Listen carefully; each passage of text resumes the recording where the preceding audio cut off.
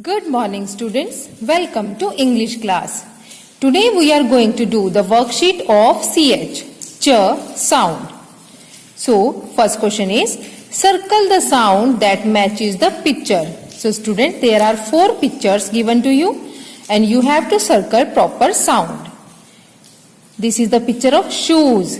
So we will circle sh or ch.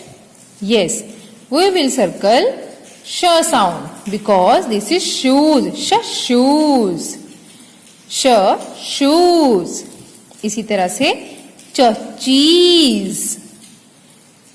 Cheese. Thumb.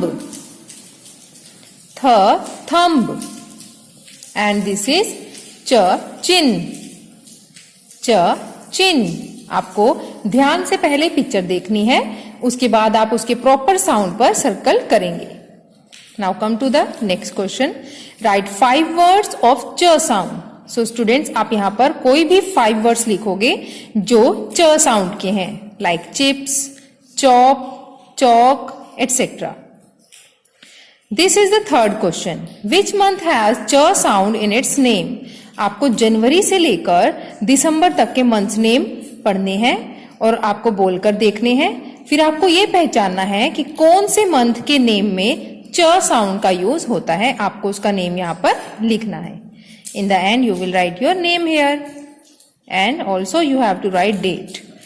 Thank you and have a nice day.